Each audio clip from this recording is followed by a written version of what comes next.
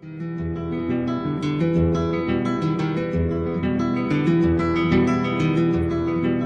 pregunto a los presentes si no se han puesto a pensar que esta tierra es de nosotros y no del que tenga más.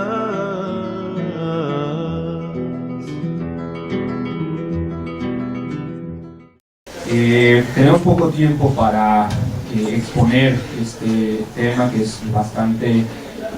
complejo, que es la situación también en Chile, pero a mí me gustaría remarcar a partir de esta emblemática organización que se llama Coordinador Arauco Malleco, entender primero a partir de un marco general que también hemos estado investigando, como pudieron escuchar ustedes, sobre las luchas socioambientales, en el sentido de que nuestra reflexión y nuestra investigación particular de esta organización se enmarca en la idea y en la hipótesis que compartimos con Víctor Toledo Yascaqueo, que es también un intelectual mapuche, en la idea de que el movimiento indígena ha cerrado su fase de ascenso en reivindicación por la autonomía, por la plurinacionalidad o por la pluriculturalidad, es decir, la gran etapa representada entre el 92 y hasta 2005, o 94 si se quiere con el levantamiento zapatista, y hasta 2005 pone un cierto cierre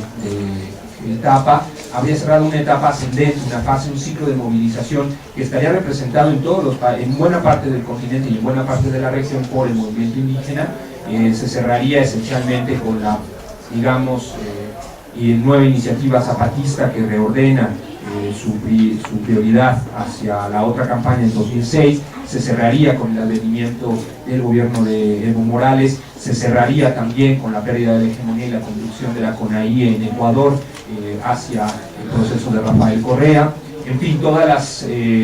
procesos emblemáticos indígenas que representaron en la década de los 90 la demanda de plurinacionalidad o pluriculturalidad, dependiendo del caso, siendo la columna vertebral de los movimientos sociales, se había cerrado para entrar en una fase de resistencia esencialmente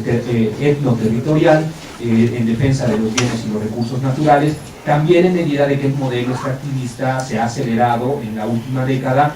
avanzando hacia territorios indígenas. Esto no es nuevo, pero sí su intensidad, su complejidad y su incluso compulsividad destructiva y expoliadora sí se ha acelerado en la última década. Entonces,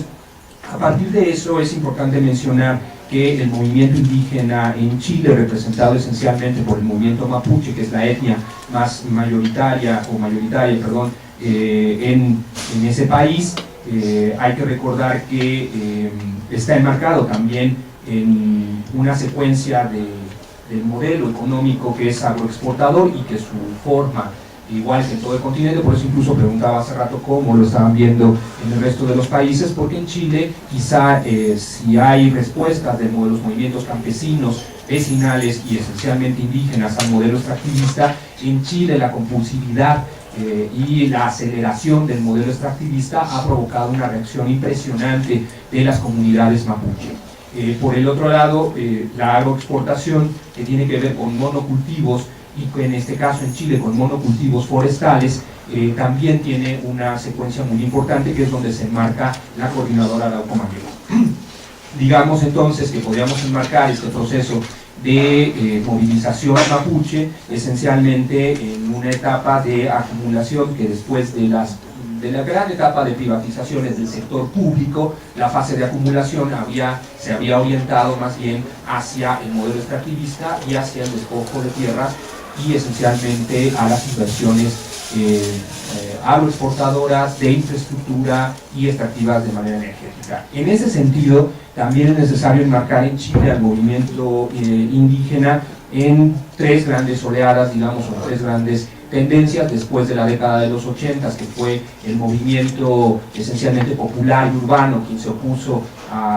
resistencia a principios de los 80 a la dictadura de Pinochet. Posteriormente hubo una etapa de reflujo donde en la etapa post-dictadura podemos encontrar básicamente dos grandes tendencias: el movimiento estudiantil, que todos conocemos, no solo por las grandes expresiones de movilización que se realizan hasta el día de hoy, sino también por su expresión en la Revolución de los Pingüinos en el 2006. y por el otro lado, esencialmente, el movimiento mapuche, que es una de las 9 etnias que identifican que está en el territorio chileno. Hay que recordar que los mapuches compartían también territorio en lo que es hoy Argentina, y que de alguna manera este proceso que estoy tratando de enmarcar es importante entenderlo, sobre todo en medida de que el movimiento mapuche, y entro directamente en la exposición, no puede entenderse sin los grandes ciclos de acumulación en el territorio. Digamos que el movimiento mapuche tiene una anomalía, por decirlo así, si es que vemos normal el proceso de colonización y de intervención en todo el continente, y es una anomalía ya que el proceso de resistencia mapuche generó lo que de alguna manera podríamos denominar un islote de autonomía desde la conquista hasta ya bien entrado el siglo XIX, hasta 1883, y esto identifica mucho al territorio que se consideró como la nación mapuche, claro, prestado el término occidental, pero en una franja de territorio chileno que vivió hasta casi finales del siglo XIX el control territorial, la soberanía territorial de un pueblo que se organizaba no estatalmente, sino a la manera de los pueblos originarios. Esto es de alguna manera poco conocido en todo el continente, porque prácticamente tendríamos que el proceso de invasión, conquista y avance se desarrollaría ya en la etapa independiente chilena, a diferencia del resto de los procesos coloniales, normales, por decirlo así, que se vivieron en el resto del continente. No me detengo mucho en esto porque queremos revisar esencialmente qué ha pasado con el movimiento mapuche en las últimas décadas, pero es indispensable reconocer que el avance a partir del siglo XIX ha tenido 3 o 4 grandes ejes que están ustedes viendo en sus pantallas. Yo lo denomino acumulación por desposesión, tomando el término de David Harvey, es decir, una desposesión de tierras, que esto hasta hoy, más de 100 años después, es el eje fundamental de lucha de las comunidades mapuche. La acumulación por desposesión en esta etapa que ustedes están viendo en las pantallas, es esencialmente el origen de los conflictos etnonacionales y etnoterritoriales de las comunidades mapuche frente al Estado chileno. Sin embargo, una vez invadidas las tierras y despojadas de sus tierras las comunidades mapuche, en un modelo de segregación muy similar al modelo reduccional digamos estadounidense, ¿no?, de las reservaciones, este sería el equivalente, por decirlo así, hay una acumulación por colonización agrícola. Se despoja primero a las comunidades de su territorio para luego impulsar una expansión agroterritorial muy intensiva de monocultivo que deteriora las tierras. Esto es importante porque este era un proyecto económico, no solo era un proceso de desarrollo espontáneo, sino un proyecto de las élites chilenas, un proyecto de construcción de la Estado-Nación que reivindicaba el territorio ancestralmente controlado por los mapuches como el gran granero de Chile, como el gran territorio vacío para ellos, para los chilenos, pero que no estaba vacío, estaba lleno y poblado por las comunidades. Esta expansión agroterritorial será importante de entenderla porque provocará un avance sobre los bosques, es decir, cada vez mayor cantidad de monocultivo de trigo, despojando cada vez de más tierras a las comunidades, y una intensificación del deterioro y agotamiento de las tierras, lo que provocará a su vez un nuevo ciclo de acumulación, es decir, una vez devastadas las tierras y devastados buenas partes de los bosques, se requerirá entonces un modelo de reactivación económica que impulsará la dictadura, que será esencialmente un modelo agroforestal. Es decir,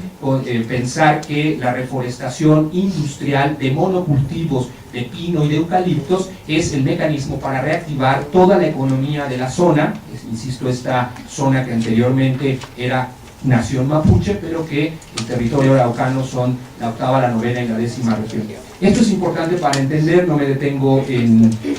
los detalles de cómo funcionó el Estado chileno en toda esta etapa, pero estos ciclos de acumulación pueden dejar ver que durante 100 años hubo un proceso de desposesión, de agotamiento de tierras en el segundo ciclo, y un tercer ciclo de reorientación y reactivación económica a partir del monocultivo forestal. Esto provocó a partir de 1997 un ascenso de la movilización mapuche en su conjunto. Hay un parteaguas en una de las comunidades cercanas a Temuco, perdón, en el sentido de que aparecen simplemente una mañana, y con eso simbólicamente inicia un proceso de ascenso de movilización, aparecen quemados 3 camiones de las forestales en territorio mapuche. Esto generaría una bifurcación de lo que se había mantenido durante la primera parte de los 90 del movimiento mapuche, que ya había, en sintonía con el movimiento indígena de todo el continente, reivindicado las mismas demandas de plurinacionalidad, autonomía, autodeterminación, territorialidad, que son algunos de los ejes que caracterizan al movimiento indígena continental en su visión de conjunto. Como ustedes pueden ver en la gráfica, aquí podemos ver los ciclos de ascenso, el claro ciclo de ascenso entre 1997 y quizás hasta 2003 del movimiento mapuche, que es la línea más oscura, pero también cómo van aumentando los hechos represivos. No voy a detener esto porque regresaré sobre los acontecimientos, porque precisamente el análisis de los movimientos sociales, más que discutir la idea de Estado sí o Estado no, me parece que el proceso político estratégico de las organizaciones va determinando su forma de interacción antagónica con el Estado, y también no solo depende de qué tan fuertes son los movimientos, sino esencialmente al interior del Estado, qué tan fuertes son los grupos dominantes, qué tan cohesionados, qué carga hegemónica tiene en cada país, y eso determinará en esta interacción antagónica entre ambos polos la dirección y el resultado de dicha disputa, ¿no? Entonces, no es solo una cuestión ideológica, sino un dato decisivo para entender cómo los procesos de confrontación, que en este caso en el mapuche se iniciará o tendrá un ascenso en 1997, podemos identificarlo claramente. El movimiento mapuche en su conjunto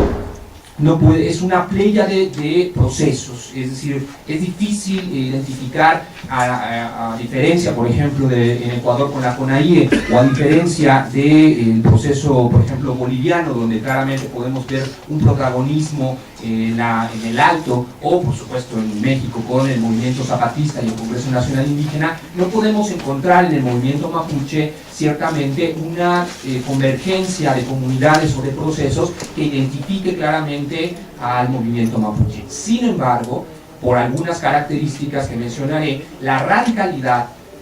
por su forma de acción colectiva, por su forma ideológica, no tanto por su masividad, la coordinadora Arauco Malleco destaca en esta fase ascendente, porque son los que,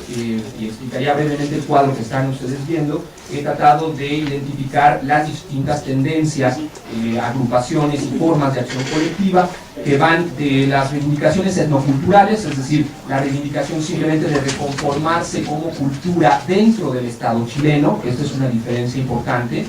es decir, hay grupos que identifican esto como demanda, hacia una radicalidad, una demanda etnonacional, es decir, la rearticulación como pueblos con sus propios sistemas de gobierno, con control territorial y con derechos territoriales sobre esas franjas ancestrales. Entonces, es digamos, el eje, uno de los ejes que puede identificar esta radicalidad, que es generalmente como los académicos lo identifican. Sin embargo, me parece insuficiente, a partir de las investigaciones que hacen académicos chilenos, identificar al movimiento solo por su horizonte emancipatorio o por su tipo de demanda. Su forma de organización y el tipo de acción colectiva me parecen determinantes en identificar y clasificar, muy de manera limitada, pero alguna clasificación para darnos idea del movimiento mapuche tendríamos que tener. Entonces, he identificado 3 niveles de confrontación, de interacción antagónica frente al Estado, es decir, grupos que están dialogando o gestionando frente al Estado, otros que elevan hacia la protesta, hacia la crítica del modelo, hacia movilizaciones y hacia procesos de resistencia, y uno más, un nivel de confrontación alta, que es el de la coordinadora Arauco Malleco. Son los que impulsan un proceso de recuperaciones de tierra, es decir, reivindicando, recuerdan el primer ciclo que mencioné, reivindicando que las tierras pertenecen a los pueblos originarios, recuperan por la fuerza los tierras y territorios que están hoy en manos de corporaciones forestales, por un lado, mayoritariamente, y por el otro lado, por propietarios privados que la CAM identifica como latifundistas. Habría que ver si esto puede entrar en una categoría de no ideológica, pero básicamente hay un proceso de expropiación o de reforma agraria popular, como lo identifica Weltmeier, ¿no? Es decir, hay tres formas de repartir la tierra: a partir del mercado, a partir del Estado o a partir de la acción directa. Weltmeier identifica que este proceso de recuperaciones de tierra a nivel continental es esencialmente la forma de redistribución de la tierra que muchas poblaciones indígenas campesinos están utilizando frente a la obstrucción estatal de reparto del Estado y redistribución material. Y rápidamente identificar entonces esto. Ustedes pueden ver, hay un asociativismo comunitario local muy importante de organizaciones que están en verde, una secuencia de organizaciones, grupos y federaciones estudiantiles, un importante movimiento mapuche urbano, organizaciones como el Consejo de Todas las Tierras o incluso un partido mapuche que están en amarillo por tener una baja interacción antagónica con el Estado, y en el centro la Alianza Territorial Mapuche en los últimos años, las comunidades que se resisten al despojo y a los procesos de desestructuración por proyectos de inversión forestal, por proyectos hidroeléctricas, etc. Y finalmente algunas comunidades autónomas en resistencia y la Coordinadora Arauco Mayeco como el emblema más radical por utilizar tanto las recuperaciones de tierra, su defensa colectiva por las comunidades, también hay que decirlo, acciones incendiarias contra las corporaciones forestales, acciones incendiarias contra la infraestructura, la maquinaria, los transportes de las corporaciones y finalmente acciones de resistencia. Estas son las tres ejes que mencionaba en un momento: recuperaciones de tierras ancestrales, que son reconversiones y recuperaciones productivas, es decir, la Coordinadora Arauco Mayeco recupera la tierra para volverlas productivas, para regresar a la economía de autoconsumo de las comunidades, quitándose de las forestales para la producción industrial y haciendo las suyas para la producción comunitaria. La defensa comunitaria de dichas tierras recuperadas, que necesariamente termina en enfrentamientos con las policías, y acciones incendiarias que ya había mencionado. ¿Cuáles son los niveles de antagonismo que vemos en esta interacción de la coordinadora de esta franja del movimiento mapuche? Una tensión antagónica de distribución material, es decir, quién ocupa y produce la tierra y quién se queda con los excedentes. Este es básicamente un nivel de antagonismo, el contraste de ricos y pobres, etc. Es quien juega con la desposesión de las bases materiales de la reproducción social del pueblo mapuche, es decir, quién tiene y quién decide sobre el territorio, pero en materia productiva, en materia como sustento. Una segunda tensión antagónica que le llamamos de distribución ecológica, tomando todo el proceso de conflictividad por los recursos, por cómo se distribuyen costos, efectos y beneficios debido al desbordamiento de externalidades de los proyectos forestales, energéticos, mineros, de la industria salmonera, de proyectos de infraestructura y de comunicaciones. Un tercer nivel que es por la memoria, que crea una dualidad entre una sociedad opresora y una sociedad oprimida. Había mencionado esta idea de la importancia de que el despojo de tierra se hubiera realizado apenas hace cerca de 100 años, porque hoy las comunidades, con la historia oral, todavía los bisabuelos narraban la vida antes de la invasión y del despojo, por lo cual la memoria juega en torno del antagonismo frente a la sociedad chilena, frente a una sociedad que invadió los territorios ancestrales. Finalmente, una cuarta dimensión antagónica en donde se enfrentan diversos paradigmas y racionalidades societales, donde existe un choque entre las formas de organización social orientadas a la máxima ganancia y otras formas de reproducción social no basadas en el valor de cambio. Es decir, comunidades que quieren recuperar la tierra para reproducirse socialmente, culturalmente, y corporaciones que requieren utilizar el territorio como recurso para la acumulación. Este choque de racionalidades está también inmerso no solo en el discurso de la Coordinadora Arauco Mayeco y en sus acciones, sino en buena parte del movimiento mapuche. ¿Qué propone la Coordinadora Arauco Mayeco? Y esto básicamente a partir de las recuperaciones de tierras, el control territorial de ellas, y solo a partir, esto es importante porque hay una visión estratégica de que solo el territorio permite la reconstitución como pueblo, lo cual nos lleva a una radicalidad en el tema del territorio y entonces a su defensa a ultranza y también al choque de alguna manera con el Estado, que a partir del control territorial se puedan reconstituir las estructuras políticas propias. Es decir, esta idea de que solo controlando el territorio, también por la identidad y cultura mapuche, que no me detendré mucho en ello, se puede reconstituir estas estructuras. Sin embargo, a partir también del control territorial, la reconstitución cultural. La coordinadora claramente hace una separación entre reconstituirse culturalmente, religiosamente, todos los elementos de alguna manera simbólicos y significativos, separados de las estructuras políticas de autogobierno, de autodeterminación, que permitirían entonces constituir lo que ellos llaman la reconstitución del pueblo-nación mapuche o la liberación mapuche. ¿Por qué menciono también todos estos elementos? Porque a partir de la radicalidad, y con eso voy tratando de concluir, a partir de la fase de ascenso identificada por la coordinadora, aunque también por otras organizaciones como el Consejo de Todas las Tierras o la Identidad Territorial Lafkenche, que empiezan a recuperar tierras, a pesar de ello, la coordinadora es quien encabeza de manera más radical y hay una respuesta del Estado muy clara,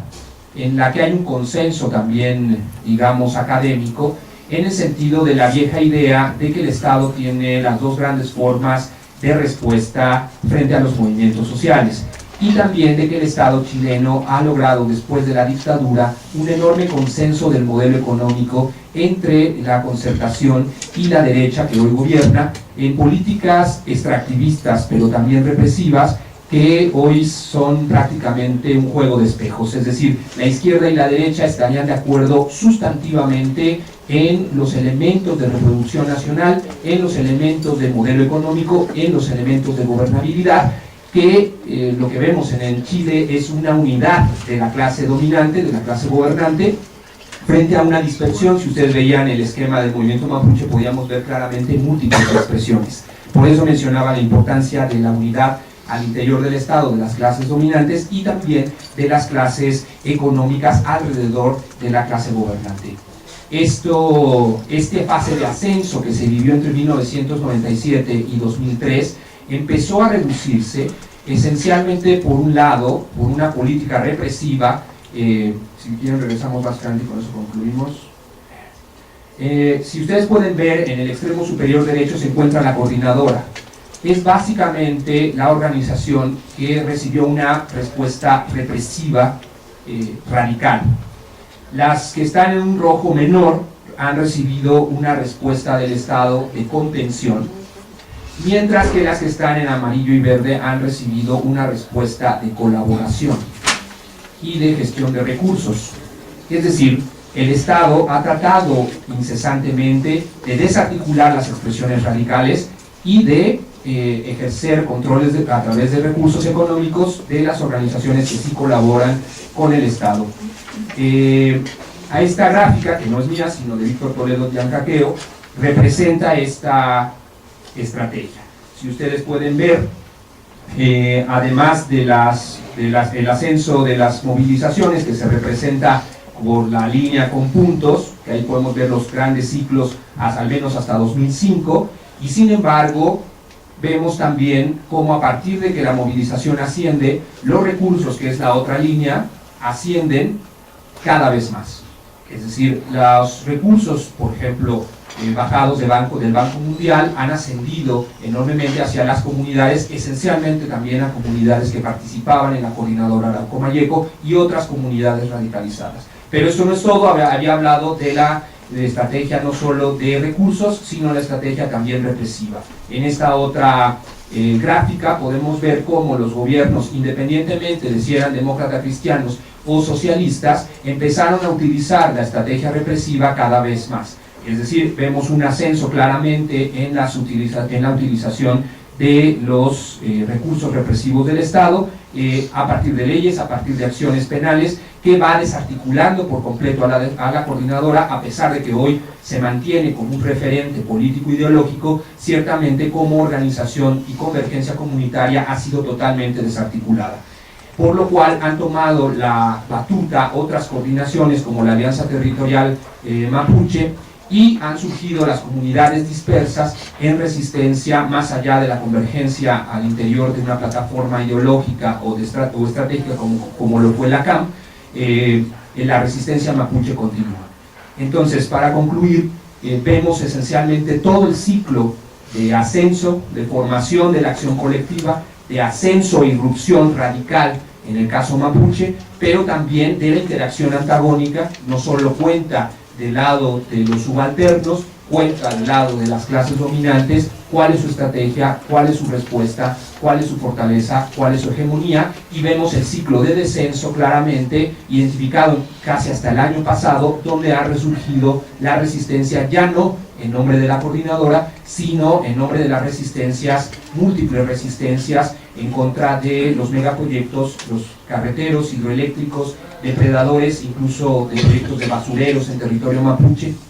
etc. Esta resistencia hoy identificada, nueva, de un nuevo ciclo, ya no puede identificarse con el nombre de la coordinadora Arauco Mayeco, y sin embargo hoy presos políticos de la coordinadora encabezan también, hasta el año pasado, la resistencia desde la cárcel, con huelgas de hambre de hasta 90 días. Hoy mismo, mientras estamos hablando aquí, hay una huelga de hambre por otros presos políticos que comparten la misma celda de los presos mapuche, y mientras eso se desarrolla hay procesos de represión y de movilización y de resistencia mapuche en comunidades como Temuicuicui y otras más. Entonces podemos concluir que es interesante analizar además la manera de la interacción entre el Estado y los movimientos, la insuficiencia de tener un proyecto emancipatorio como tal lo tiene la coordinadora, la insuficiencia de las plataformas de convergencia en unidad, en acciones radicales o en acciones de diálogo con el Estado, mientras la clase dominante se encuentra de alguna manera unificada en torno del modelo de gobernabilidad, del modelo económico que debe ser impuesto. Sin embargo, la resistencia continúa y habrá que ver qué sucede en los próximos años con esta resistencia de un pueblo que se niega a desaparecer frente a la dominación del Estado chileno y de las clases dominantes de una larga tradición oligárquica en Chile. Muchas gracias.